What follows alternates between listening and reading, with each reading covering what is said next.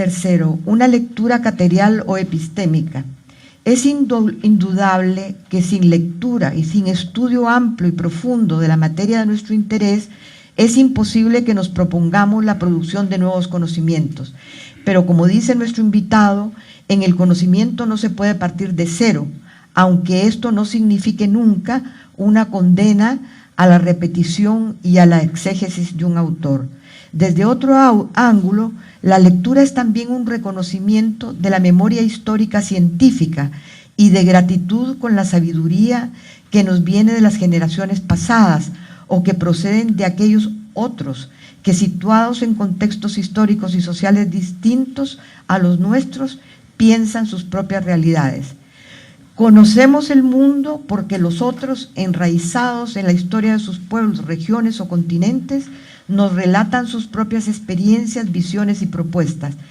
Pero por esas mismas razones se impone una lectura crítica de los autores, es decir, una lectura que se esfuerza en pensar los contextos sociales, políticos, científicos, culturales, estéticos y subjetivos, es decir, en las circunstancias específicas en que los autores escribieron sus obras.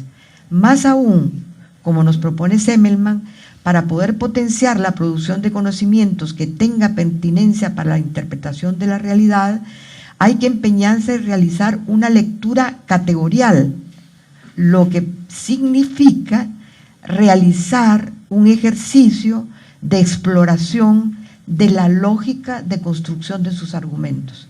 Esa sugerencia para nosotros es importante porque en nuestro medio, con frecuencia, nos inclinamos a construir juicios inapelables sobre la naturaleza, el carácter de los procesos, de los sujetos y de las personas, partiendo para ello de una escasa o nula argumentación. Tal carencia trae aparejada la reducción de nuestra capacidad de dilucidar la naturaleza compleja de las cosas, la descalificación de los sujetos, sus propuestas y sus ideas, que muchas veces pueden ser innovadoras, nos impide valorar con generosidad las potencialidades emergentes. El escaso hábito de reflexionar sobre los argumentos de los autores y sobre las condiciones específicas en que se producen, en gran medida, dice Semmelmann, tienen que ver con la lógica de la educación que recibimos y que no nos prepara para pensar con cabeza propia.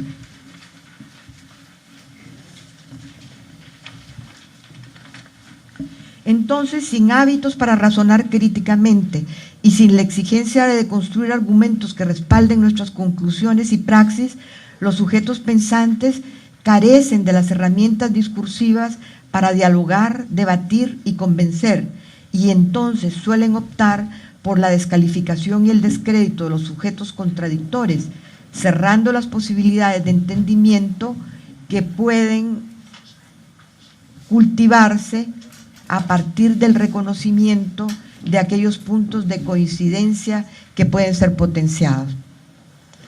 El presente potencial. Semmelmann señala que la idea central implicada en lo que él llama la postura de razonamiento es la potencia del presente y que éste se construye en diferentes direcciones por el hombre en determinadas escalas de tiempo. Hay que evitar, nos dice, que la idea del presente potencial se esterilice utilizándola simplemente como un término atractivo para ser incluido en las referencias bibliográficas. A continuación, Semmelmann invita a pensarla como una idea de la que hay que hacerse cargo, lo que significa asumir sus implicaciones. Esto es así porque la postura del presente potencial hace parte del discurso contrahegemónico.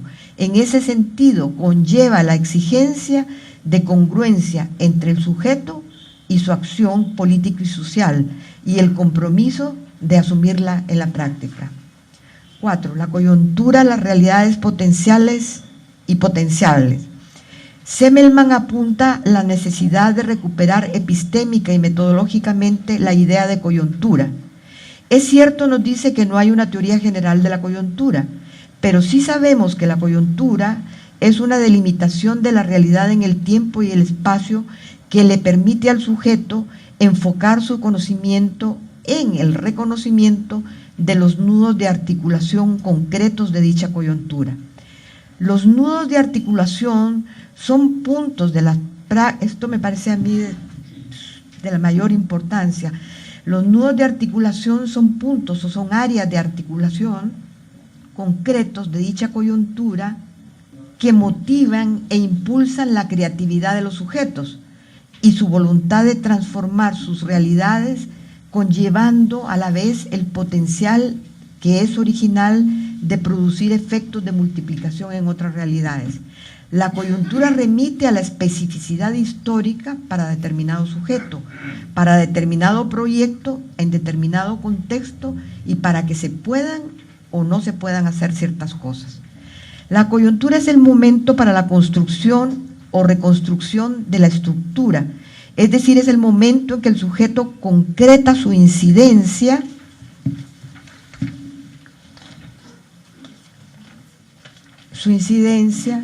e influencia en las relaciones sociales que la constituyen.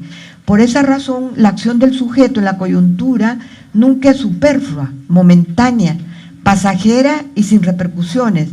Para actuar en la coyuntura, el sujeto se ve exigido a comprender e interpretar la realidad, no como una agrupación inerte de objetos, sino como un conjunto de relaciones y articulaciones dinámicas. Estas articulaciones se despliegan desde el pasado, son transformadas en el presente por los seres y colectivos humanos, y cuando estos configuran proyectos, sus efectos se despliegan en trayectorias hacia el futuro. Pienso que en Semmelmann la coyuntura es un despliegue deslumbrante de la realidad en toda su complejidad, en todos sus vectores, direcciones, trayectorias, no solo en las instituciones, sino en el mundo de la vida. Y digo deslumbrante con toda intención, ya que la coyuntura de la cual el sujeto es parte constitutiva está prolijamente llena de acontecimientos cuyos destellos y cotidianidad pueden hacernos pensar que su comprensión es un asunto sencillo. Precisamente su complejidad reside en la irrupción calidoscópica de distintos procesos en el mismo tiempo y espacio, lo que exige de un pensamiento alerta que discuta las opciones posibles de acción. Es precisamente ahí donde Semmelmann apunta dónde está la función del conocimiento y se contesta: el reconocimiento de la opción es un problema de conocimiento que no es posible solucionar, en mi opinión, con cualquier diseño metodológico. Quinto, la dimensión política del pensamiento. Semmelmann recuerda que en la primera publicación que realizó en la Facultad de Ciencias Políticas y Sociales de la UNAM en 1979, denominada Historia Política en el Pensamiento, su preocupación central fue interrogarse sobre qué significaba poner el pensamiento en movimiento. Es en esta época donde abordó el problema de la dimensión política del pensamiento, es decir, cómo construir un pensamiento que dé cuenta del movimiento de la realidad, porque si el pensamiento no se mueve, si se queda estático y es repetitivo, el sujeto queda desfasado históricamente o puede hacerse irrelevante para el acontecer social. Este planteamiento lo lleva a repensar el concepto de presente y a proponer por primera vez la idea del presente potencial, que es una categoría de gran importancia en el pensamiento crítico latinoamericano, entre otras cosas porque el sujeto es convocado a explorar nuevas formas de organización de su razonamiento para dar cuenta de ese famoso presente potencial.